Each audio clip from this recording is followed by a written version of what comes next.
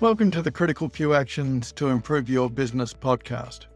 I'm John Downs and I'm here to help you cut through the overwhelm and prioritise what matters most to improve your business.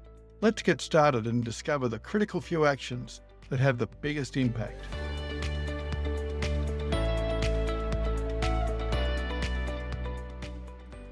Georgie, following from our discussion of hiring and setting the new employee up for success, what do we do when things don't go so right?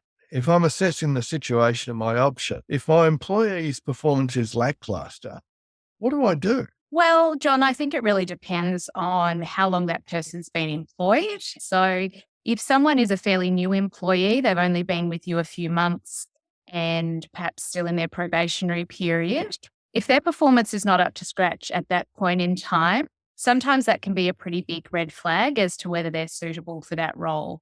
It's not a legal requirement while that person has only been there a few months to formally performance manage them in terms of the potential unfair dismissal risk. And that's because employees are only protected from unfair dismissal if they have served a minimum employment period. For businesses with 15 or more employees, that is 6 months. But if they are considered to be a small business employer, which means they have fewer than 15 employees, then the minimum employment period is 12 months. So that's a really important threshold to bear in mind because during the minimum employment period, that's when you're really assessing someone's suitability for the role. If in the early stages, there's a clear issue with that person's experience, skills, performance, it can be a real red flag as to whether that's the right person for the role. It's really worth considering whether you move beyond their probationary period for ongoing employment in that period, because if you terminate prior to the minimum employment period threshold, you don't have the risk of an unfair dismissal claim. So it's a bit more straightforward from a legal perspective. Just to clarify before we go, I've got an employee. It's not working out either from a performance perspective or even potentially a cultural fit perspective. I've got less than 15 employees. So at any point to 12 months, I can terminate the employment without reason. Would that be fair? Yeah, effectively, without risk of an unfair dismissal claim. There are other protections that apply in that period. So there's also a theoretical risk of a general protections claim, and that's a regime where it's unlawful to dismiss on the basis of protected reasons such as a discriminatory attribute. So that could be race, gender, age, parental responsibilities and the like. And also if someone's exercised a workplace right. So if they had made a bullying complaint or they'd raised a query about underpayment, that sort of thing, that's a theoretical risk. And at that point in time, if you were terminating, whether it's due to performance, attitudes, those sorts of things, it's sometimes worth actually explaining the reason so that they don't then assume it was that other theoretical protected reason.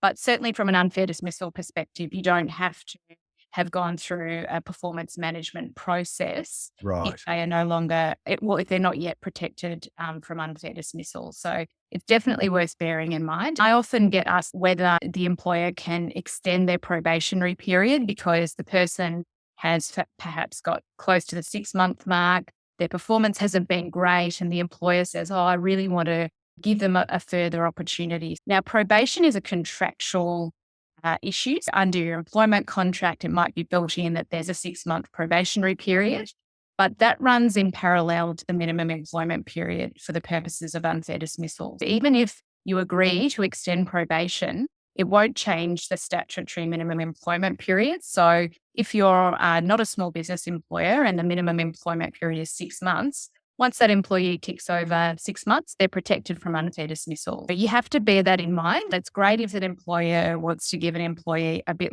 more of a try and really wants to support them to improve.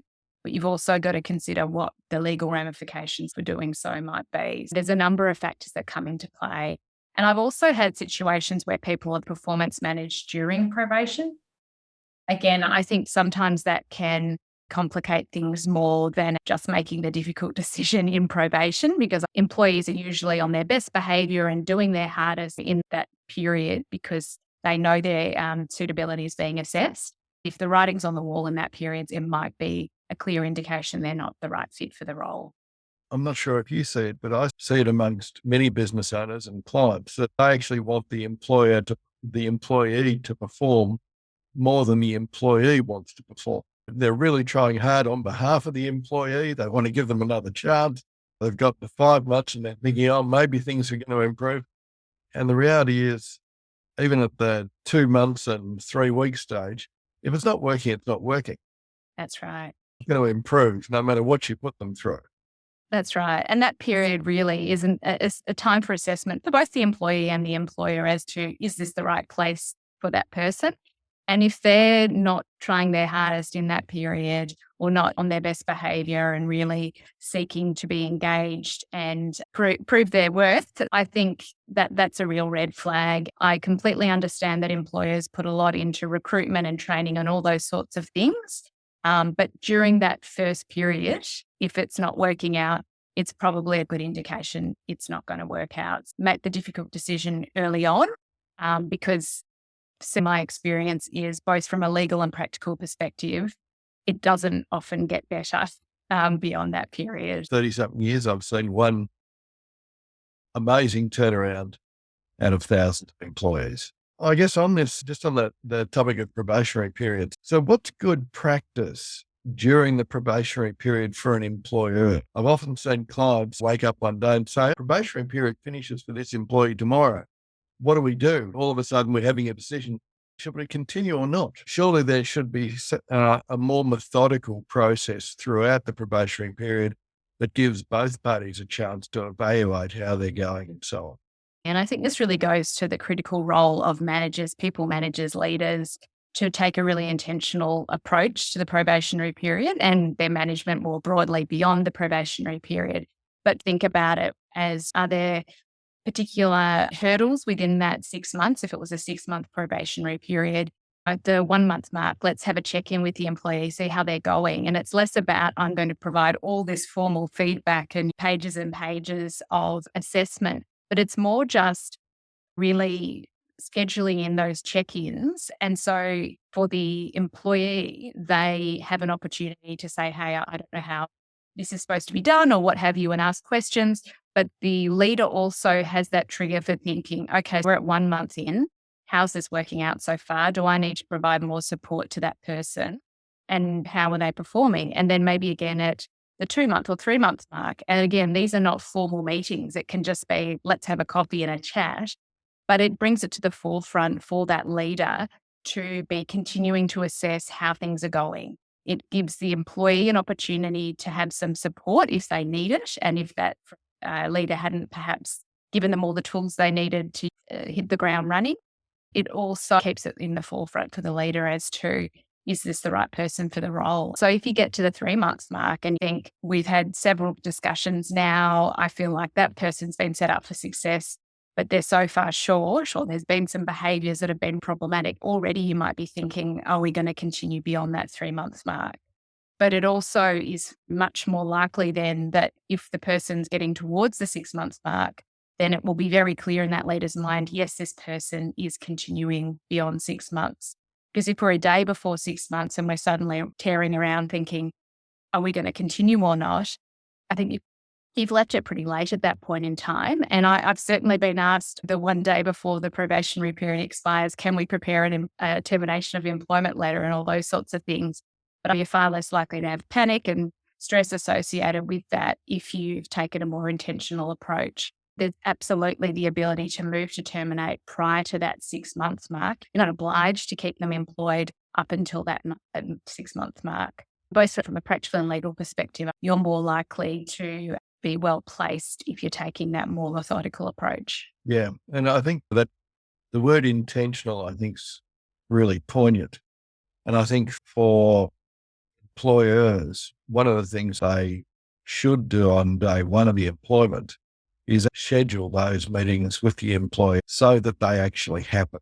Not rely on their memory for it to happen miraculously on the day that their probation expires. I remember one of my clients actually called you on the basis that it was a 6 month probationary period and they figured they could terminate the employee at 6 months and they got the date wrong by 1 day.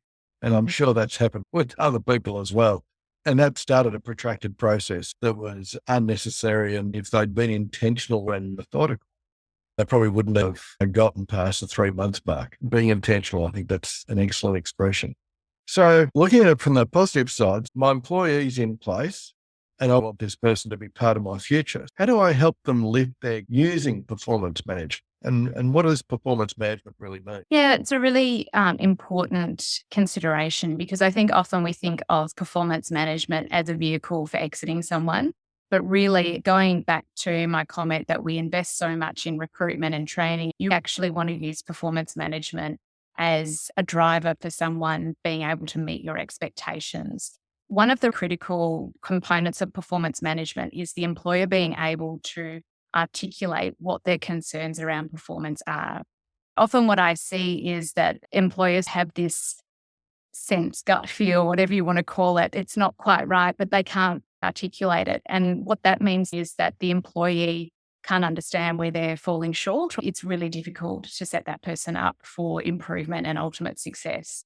Some of the key components are firstly, what are the requirements of the role and making sure everyone's on the same page. And I think early on in employment relationships, usually there is consistency in understanding of what are the requirements. But in organizations that are growing rapidly, sometimes the requirements of the role can change as the organization grows and changes. So you need to come back to what are the requirements of the role. The second component is what are the examples of where we have concerns that that individual is not meeting our expectations and providing examples. So it might be that there's 3 main areas that you're concerned about, but then actually providing examples of those because they're far more likely to understand what those concerns are if they can see them. And ideally, those concerns wouldn't just be being raised, 6, 9 months down the track. They're things that you've had feedback provided in real time. And then we're getting to the point of formal performance management because those concerns have been continuing. So you provide those examples and then actually saying, this is what we need to see improvement in, and this is how we're going to support you to get there. And what that support looks like will really depend on the circumstances. It might be that person just needs to have more frequent check-ins with their manager. So it might be there's a meeting scheduled on a weekly basis where they'll discuss priorities. It might be that the person has trouble managing time. It's really about having discussions about how that could work. There might be some tools or technology that could help with that. It might be they need to undergo some additional training. And this can be particularly applicable where there has been a bit of a change in the role over time and the organization's changed a bit and they really need to be upskilled because the organization sees a real future for them. So they give them some formal training or it might be in-house training. I think it's really important, both on a practical level, giving that person the opportunity to improve by giving them the extra support. But also it shows you've adopted a fair approach from a legal perspective that will assist. And the employee will also you genuinely want them to improve if you're actually giving them those tools for support. And psychologically, I'm obviously not a psychologist, but I think we can all understand or recognize that when someone feels that there is that genuine commitment to try and support someone to improve, they're far more likely to be engaged with the process. Yes. So those are some really key components, I think, to setting that person up for success in improving and meeting their expectations. From a process perspective, do I need to formally document that process and have formal check-ins to see if they are actually improving and how that improvement's going? Yeah, I think it's important from both a legal and practical perspective. Lawyers will always tell you have a document trail that will help if things don't work out as you'd hoped, if that person can't meet your expectations over a continuing period. And you might be considering termination of employment. That will help from the perspective of showing that you gave them an opportunity to improve from an unfair dismissal perspective. But also on a practical level, I think firstly documenting the discussion that you've had, that initial performance management discussion, what those concerns were, examples, areas for improvement, and what support will be provided. Putting that all in documentary form is really important because these conversations are quite confronting for an employee to be a party to. And so it really helps distill it into paper form where they can then sit with that, review it, and really digest it. Because it might be as soon as the person started saying, we have concerns with your performance, it's all white noise after that point. So I think it's really worth having it in documentary form and actually setting out the period in which you're going to be considering whether they're improving. And usually that would be at least 4 weeks, but it might be longer if, for instance, you had concerns about them, if it's a sales role and their sales results are usually considered on a quarterly basis, for example, and you can't actually measure it prior to that. It doesn't make sense to make it a shorter period because you can't measure their improvement adequately in a shorter period. So actually setting out what is the period for review and when will those check-ins be?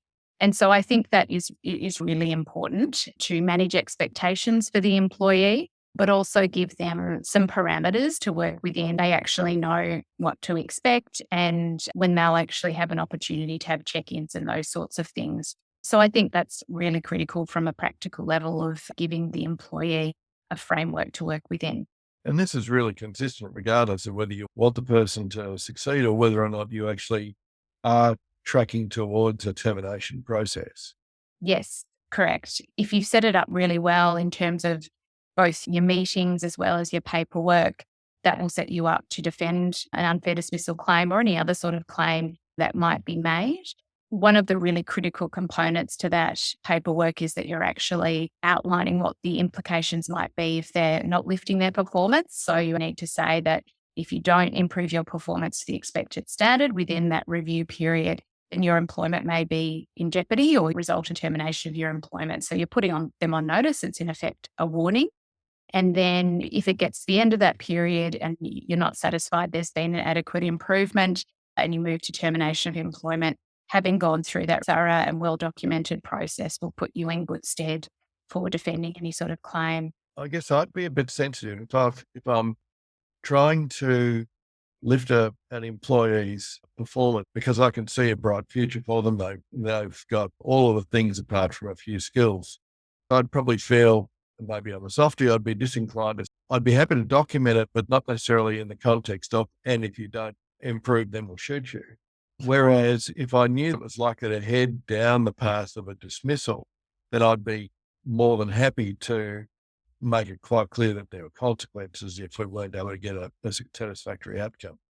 Obviously, that's up to the employer's perspective on that. But again, if they're not clear around the consequences of somebody not lifting their game, then it does expose them to perhaps a longer process, which results in conflict. Yes.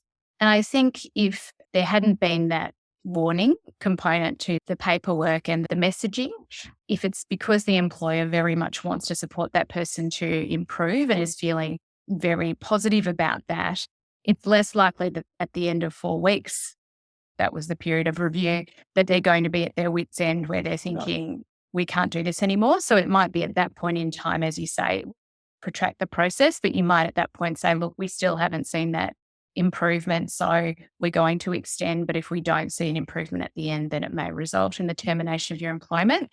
But certainly if you're in that space that you're thinking, if this doesn't get better fairly, it's not a sustainable situation, then you do need to put that in. And I think it can really be one of those things that is critical in terms of managing the employee's expectations. If it's not in there, they might sort of see it as an opportunity for me to grow and build some skills, but my job's not on the line. So it can you're far more likely to get it disputed if the expectations haven't been managed. Okay, so we've gone through this process, or I've woken up one day and I'm certain that it's not going to work. So can I terminate? And what do I actually need to do to exit them from the business? What's good practice and what's required? If you followed a good process in terms of performance management, you're at the end of the review period, and then you wanted to deliver the decision that it hasn't worked out. From an unfair dismissal perspective, so if someone's protected from unfair dismissal, they've completed that minimum employment period and they earn less than the high income threshold, and that changes every year. It's currently just under 160,000 exclusive of super, so it's reasonably high.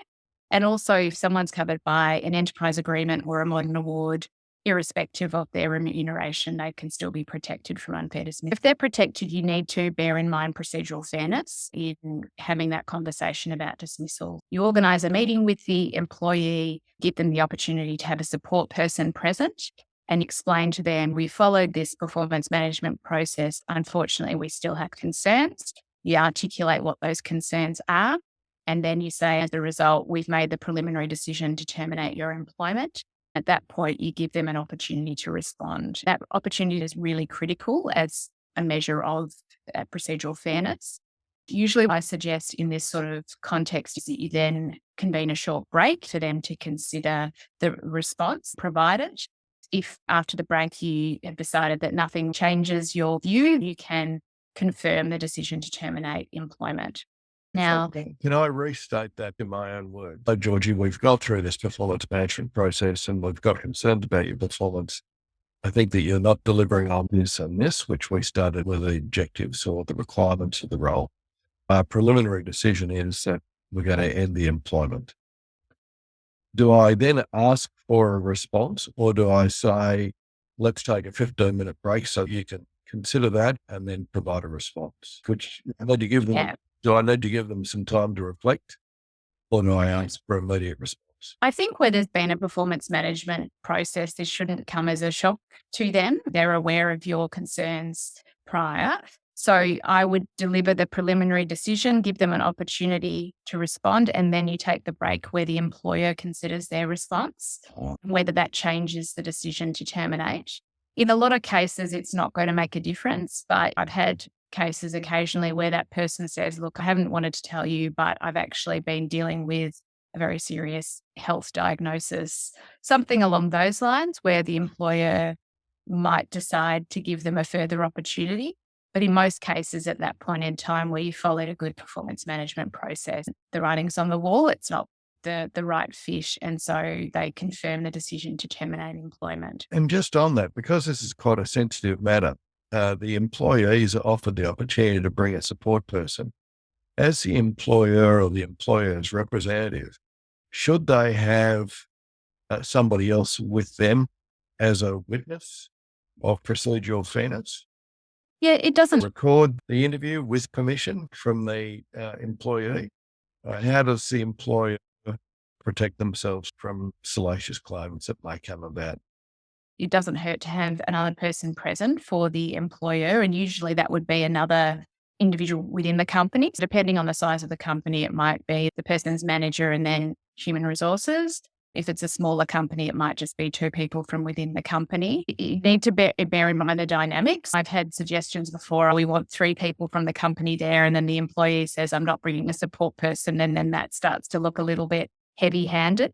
So I think you've got to bear that in mind, but really it's just someone there to take note, and it's worth preparing really well for that sort of meeting. So you've got a bit of a script so that person knows exactly what they're going to be saying. It's really about making a note of what the employee said in response and those sorts of things. In terms of whether it's recorded, I don't usually suggest that these meetings are recorded. I think that can change the dynamics when people know that it is being recorded. From an employee's perspective, if the meeting is being recorded, they're already thinking, why does it need to be recorded? What's in the background here that perhaps the employer knows they're doing something wrong, and so they're trying to record the meetings? I wouldn't suggest it. If the employee says they want to record it, don't have to agree. But if the employee is approaching it and say, I want to record it, then maybe the employer does as well, just so that you both have a copy. Otherwise, I think doing it unrecorded is probably the ideal situation. And just from a terminology perspective, when you decide to that the employment will cease, what exactly do you say? Terminate sounds like pistols at 12 paces. So what is the appropriate terminology? Look, termination of employment, I think it's important to note you don't deliver the message as we've decided to terminate you, because it's the employment that's being terminated, not the individual. The legislation uses the word dismiss, but I think that sounds even harsher because it sounds quite flippant that you're dismissing that person. So I think we've decided to terminate or to end your employment on the basis that we haven't been able to meet our performance expectations. I think that's probably the best way. And I think it's always important to use direct language, because if sometimes you beat around the bush or try and use the implications of what you're saying can be lost. And then there's confusion about that. And that could potentially undermine procedural fairness, but also just make a little bit more challenge in terms of moving forward, because the employee doesn't understand what the messaging has been. Sure. the 3 strikes rule. Is that real, or is that only for big companies? Well, that's a bit of an HR urban myth. It's never been enshrined in legislation. Occasionally you see it in a workplace policy. So if there's a workplace policy in place that requires 3 strike in performance management before the employer is able to move to termination, that can present some procedural fairness issues if the employer moves earlier. And there's certainly ways that you can try and overcome that, but I would recommend someone gets advice before pulling the pin. But certainly it doesn't need to be in your policy. And sometimes employers will say, I just want to refresh my policies. Can you have a look? And I see it in there and I say that needs to come out, because it really doesn't give the flexibility to performance manage in the appropriate way. If you've got someone who's got really clear shortcomings in terms of their performance and you think we're probably not going to be able to lift it, you don't want to have to go through 3 warnings, because that's going to become protracted. That person will become increasingly disengaged, and there are further legal risks that can arise during that performance improvement process. Occasionally you see in enterprise agreements, particularly in highly unionised environments, that there can be more warnings required in a disciplinary process. That tends to be more about conduct rather than performance. And where it's in the enterprise agreement, that is holding it to an even higher threshold in terms of needing to comply with it. So you need to bear that in mind as well. But the approach really is, if you've done 1 warning and a good performance improvement process or performance management process, then there's no requirement to issue further warnings if they're unable to improve during that first reasonable period. So what if they seem depressed, or they have got a bunch of stuff going on outside the office? I don't want to cross the line. I want to be supportive, but I also have got a business to run and I can't afford to pay for non-performers. Am I being unreasonable to terminate the employment? And what should I do? I think it will depend on a number of factors, including that person's length of service. If they're a long-standing employee, they've previously been a really good performer, but it's dropped off and it's because of something significant in their personal life. If you weigh up the recruitment retraining costs against providing short-term support to get that person back on track, it might be worth trying to support that person to improve. But at the end of the day, employers are seeking to run a business or an organisation. So it is a real practical hurdle for someone to improve their performance if they have issues going on in their personal life, and they might need to be borne in mind. You don't have to necessarily ask lots of questions about it. But if on a practical level you want that person to improve, but you're aware that they're probably not themselves, you probably do want to ask some respectful questions and just say, I've noticed you're not yourself. Is there anything you want to make us aware of? Do you need support with anything? And that's not to say the employer then becomes responsible for fixing that person's personal matters. But if they're able to direct them to an employee assistance program or some sort of support to enable that person to improve, you're far more likely to get traction. And I think on a longer term view, that person, if they've received support's far more likely to be engaged and loyal to the organisation. So there's no one size fits all approach, but I think you're just going to bear those things in mind. And I think also if you respond to any of those issues in a very black and white manner and say, well, that's not my problem, we need this from you, you probably heighten your legal risk to either a workers' comp claim or a general protections claim. Yeah, it's got to be managed fairly delicately. Yeah. So I mentioned that it'd be good for them to lift their game, and all of a sudden I've got a claim for bullying, stress, sexual harassment, spreading COVID, 5G installations. What do I do now? Sometimes employers can get a little bit or feel a bit hamstrung just because an employee said, well, they've tried to deflect responsibility by pointing the finger at the employer or the manager. How you respond, depending on what they've raised, will depend on the circumstances. So if an employee says, well, you've bullied me in that performance management meeting. Bullying under the legal definition is repeated unreasonable behaviour. So one meeting can't amount to bullying.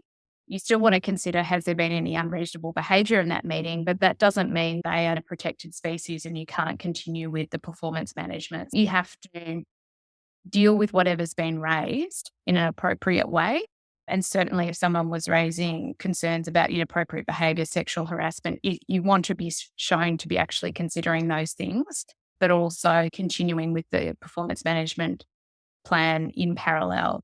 If someone makes a workers' compensation claim and they put in a certificate of capacity saying they have no capacity for work, that becomes a more involved process because there are obligations under workers' compensation legislation to provide suitable employment for a particular period. In Victoria, that's 52 weeks if the claim is accepted.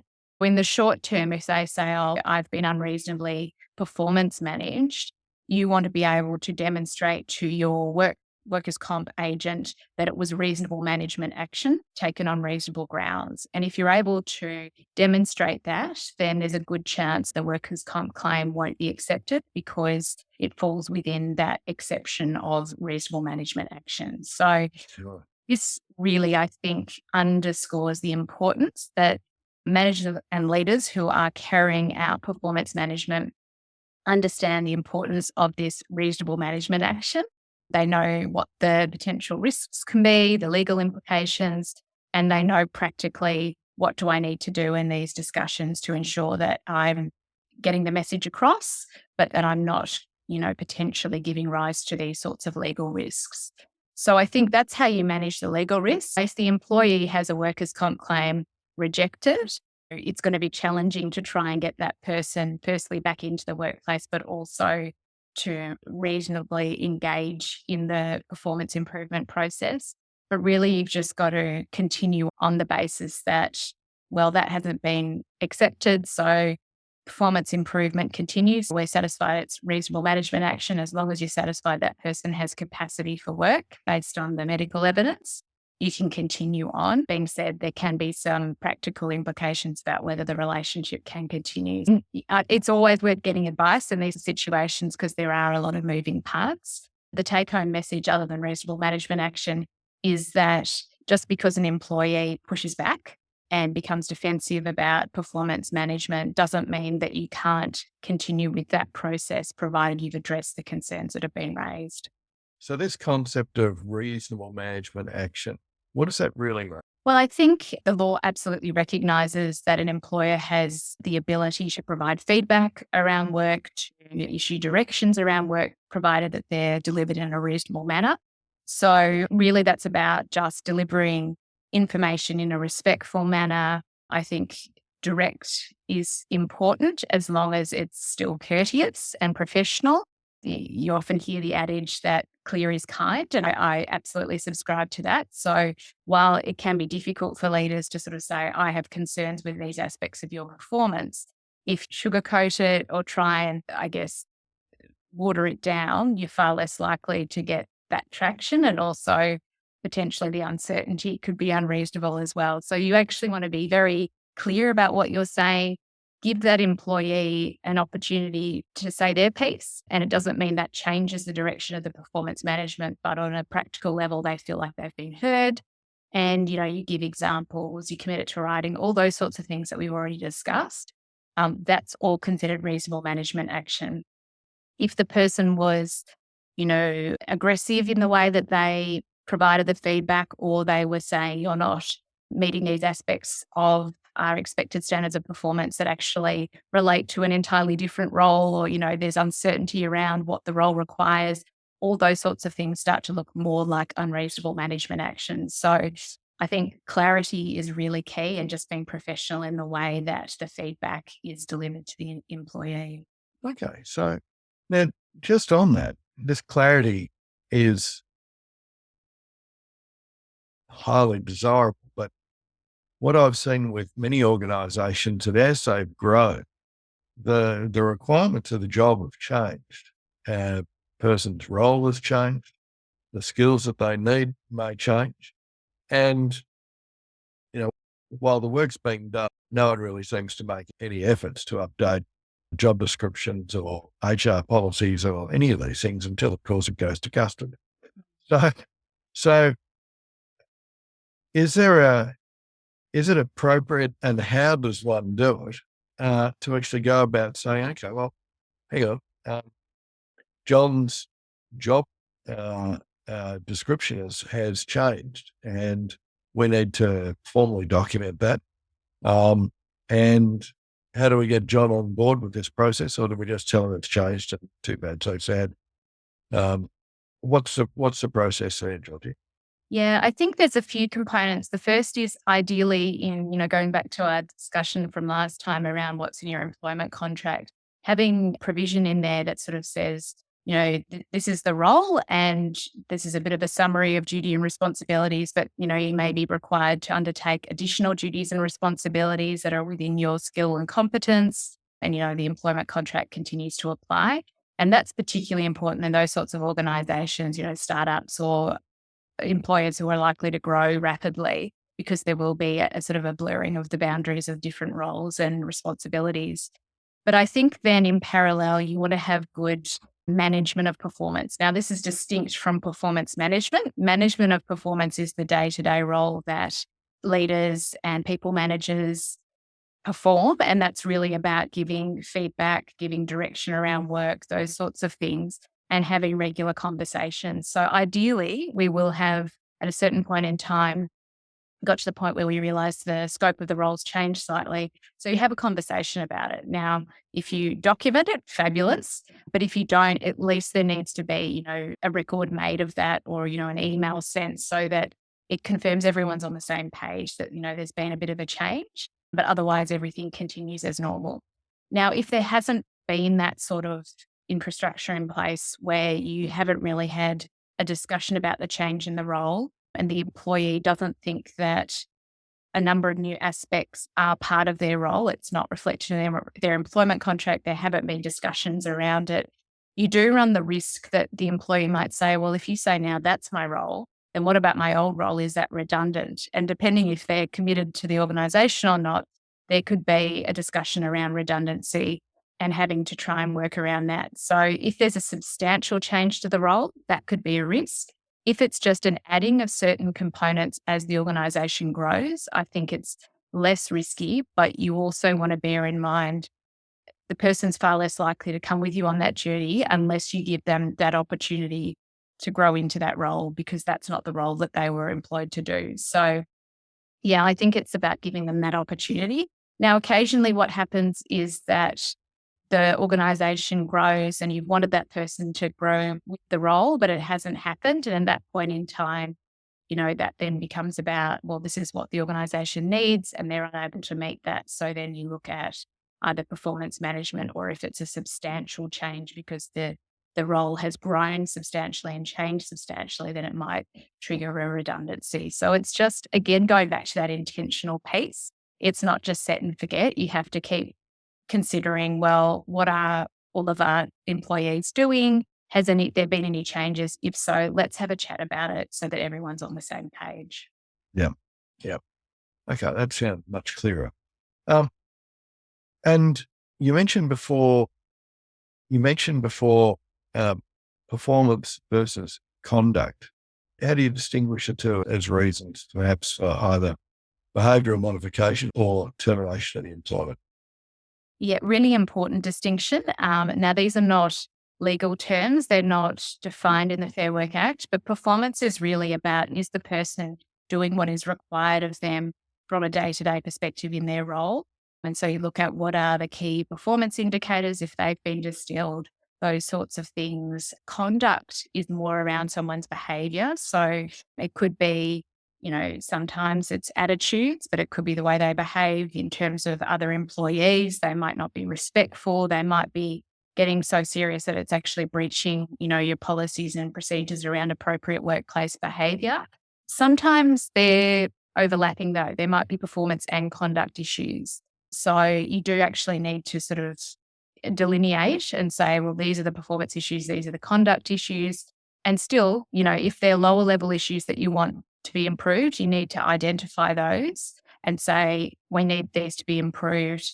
And if we don't see an improvement, that could result in termination of the employment. The really critical piece with conduct, though, is that in some cases, conduct or misconduct, a failure to adhere to the behavioural standards, may justify termination of employment without going through that improvement process or warning process.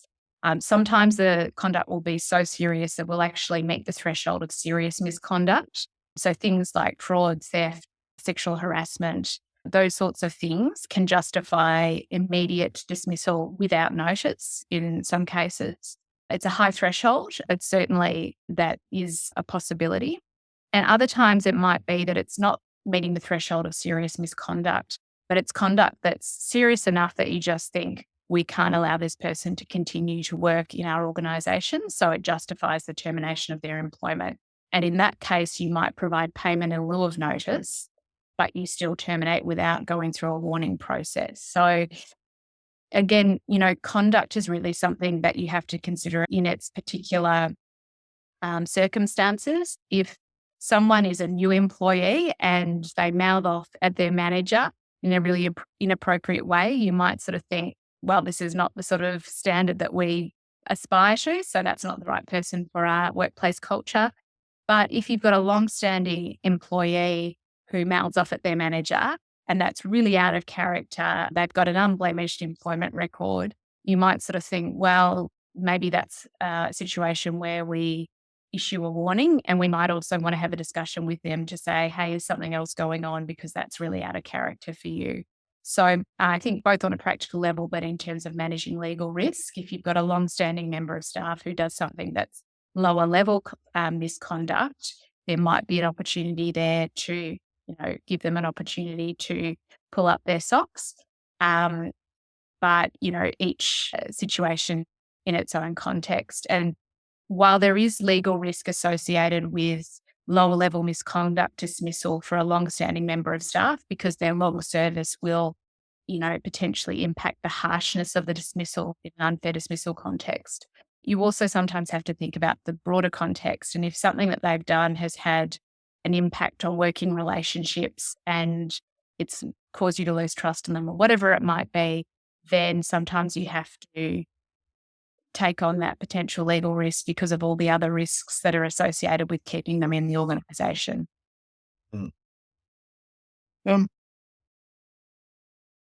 Is performance management my only option? In terms of moving to dismissal earlier, no, it's not your only option. It's the less risky option, I guess, from an unfair dismissal perspective. But sometimes I'll have a client come to me and they say, look, this person's not been performing for ages. Nothing's been done about it. They have to go now. We've made the decision. It's become really, fractious, or other people are threatening to resign or whatever it might. Again, in that case, you've got a reasonable risk of an unfair dismissal claim if they're protected from unfair dismissal because you haven't gone through performance management, you haven't put them on notice that their employment may be in jeopardy. But you've got a whole lot of other legal risks and practical risks. You might have someone who's saying, well, I've had to pick up all the slack, I'm now overburdened, I'm going to make a workers' comp claim. You might have other people saying they're going to leave, those sorts of things. In that case, sometimes you have to take on that risk of a potential unfair dismissal claim in order to protect your broader working environment and your other staff. What I usually suggest in that circumstance is you consider whether you can make an agreement around a mutual separation with that employee. So what you can look at doing is saying, we've got these concerns about your performance. We could go through a performance management process with you, but we're concerned that you won't get there, and we've got concerns about the broader working environment. We've just reached a decision that it's an untenable situation.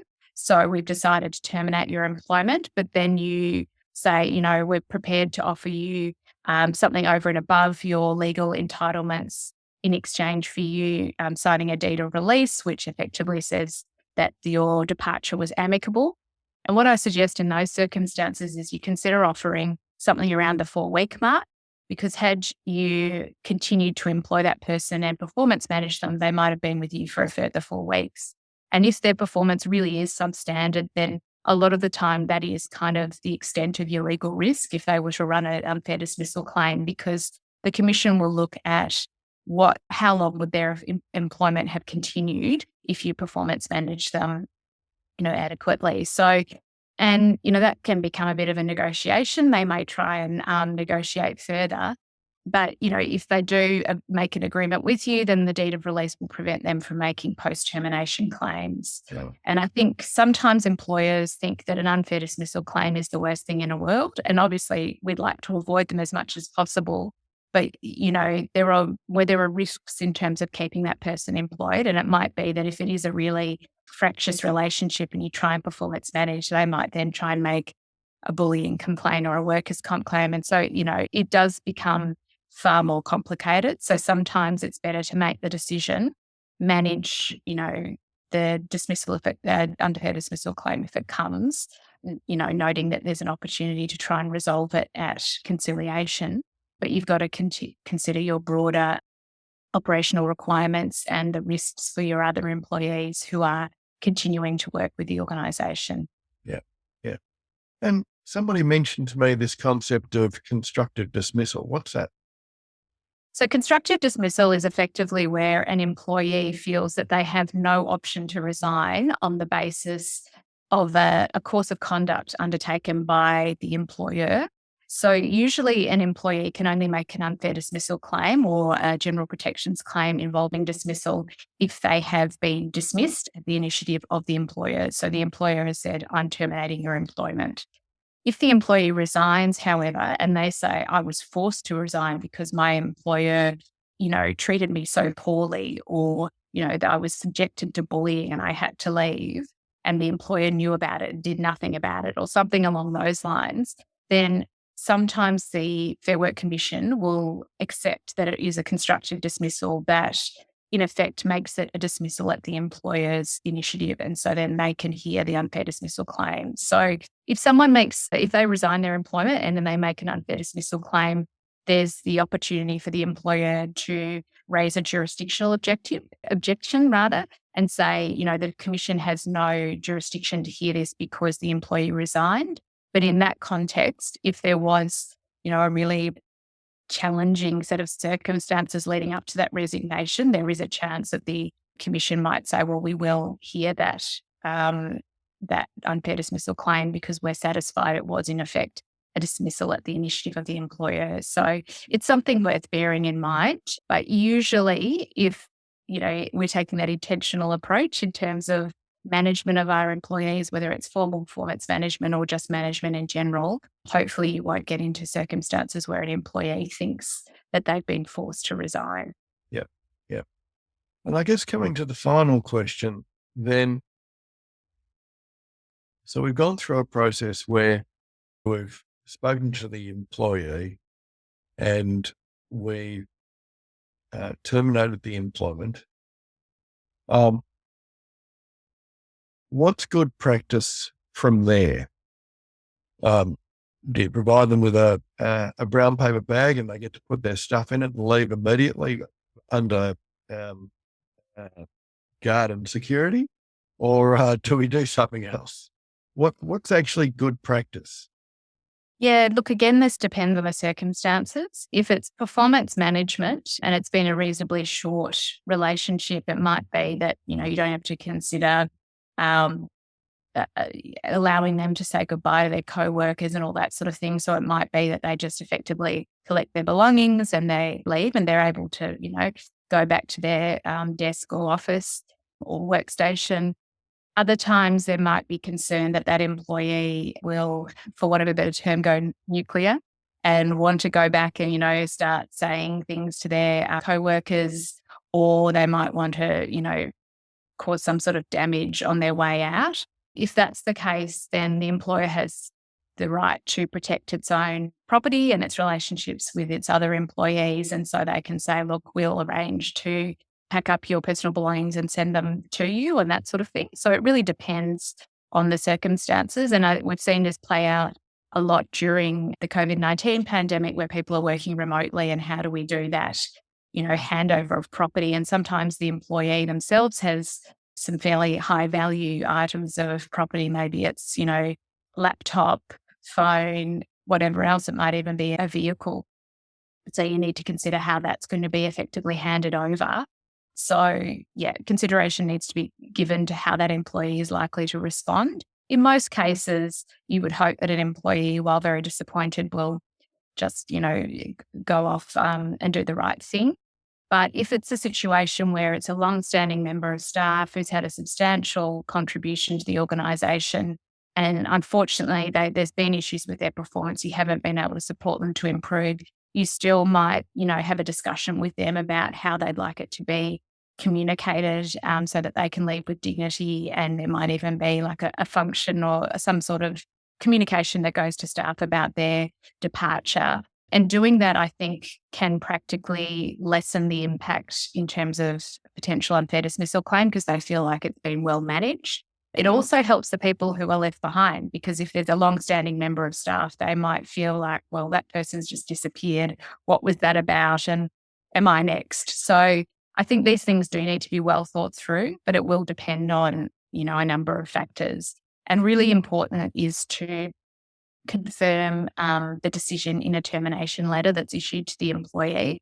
And, that can either be issued to them after the meeting. And I always suggest you don't go to the termination meeting with the letter there because then it's effectively a predetermined outcome, which can impact procedural fairness.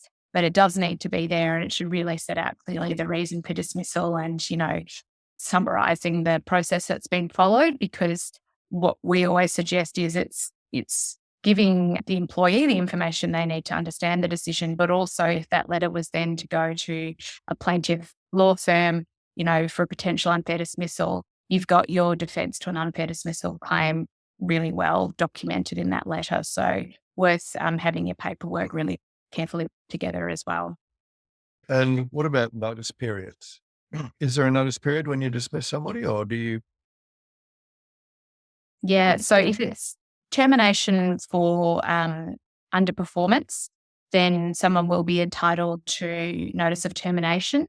If you've gone through a performance improvement process, they haven't met your expectations. In most cases, employers will pay in lieu of notice at that point in time, unless they want the employee to do a short handover afterwards. But you always have to bear in mind the risk of if they're disgruntled, that can then lead to, further issues. So often it will be payment in lieu of notice, but certainly termination for that reason entitles the employee to notice or payment in lieu. If it's misconduct, however, if it meets that threshold of serious misconduct, then, they're not entitled to notice. But again, that is a really high bar. So if you're considering termination for that reason, it's worth getting some advice. Good. Anything else we need to cover? I think so. I think it's just always worth trying to start these processes in your mind early as an employer or as a leader. Hopefully not just letting things fester until you reach that critical point and thinking that person has to go, because at that point in time, you're probably making more work for yourself, even though it feels like work having to go through the processes leading up to that point.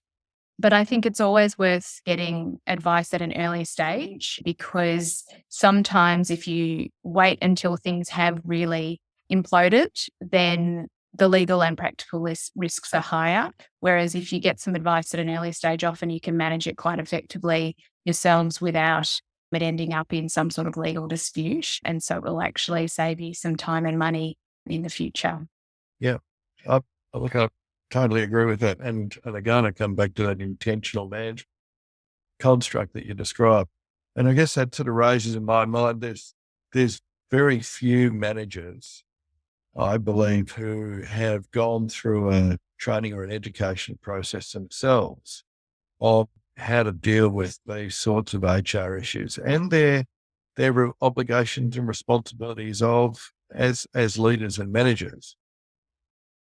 Where can they go to get that sort of upskilling? Is this just something that they need to read in the HR policies and hope for the best? Yeah, I think it's always worth investing in your managers, because really you want them to be getting the best out of your people. And if you're just relying on them to read a policy manual, it's less likely to actually happen in the first instance. And secondly, it probably won't leave a lasting impact on them. So I think investing in their upskilling and their training is really important. And there's lots of different ways of doing that. I think absolutely there's a place for training that allows them to understand the legal framework. And we run performance management versus managing performance training that really outlines, what is that day-to-day role of managers and people leaders when it becomes performance management. What does that require? What are the legal risks and how do you practically manage that?